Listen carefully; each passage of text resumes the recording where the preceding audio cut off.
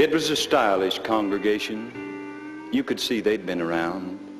And they had the biggest pipe organ of any church in town. But over in the amen corner of this church sat Brother Eyre. And he insisted every Sunday on singing in the choir. His voice was cracked and broken. Age had touched his vocal cords. And he'd get behind and miss the words. Well, the choir stormed and blustered. Brother Eyre sang too slow. And he sang the tunes they used 100 years ago. Well, at last the storm cloud burst. The church was told in Vine that Brother Eyre must stop his singing or the choir was going to resign. So the pastor appointed a committee. I think it's 3 or 4. And they got in their big fine car and drove up to Eyre's door. They found the choir's great trouble sitting in an old armchair. And the summer's golden sunbeams lay upon his snow-white hair. Said York, "We're here, dear brother, with the vestry's approbation to discuss a little matter that affects the congregation. Now, we don't want no more singing except what we bought. The newest songs are all the rage, the old ones stand for naught. And so we've decided,"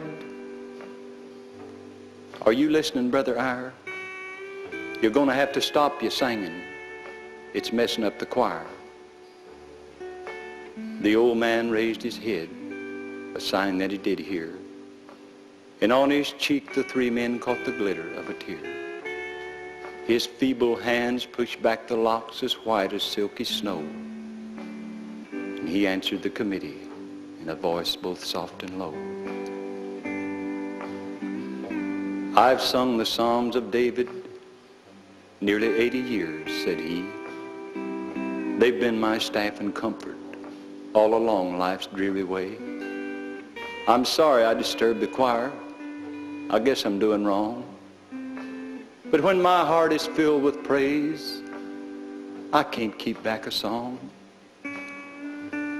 You know, I wonder if beyond the tide that's breaking at my feet, in that far-off heavenly temple where my master I shall meet, wonder if when I try to sing the songs of God up higher, reckon they'll kick me out up there for singing in heaven's choir." A silence filled the little room. The old man bowed his head.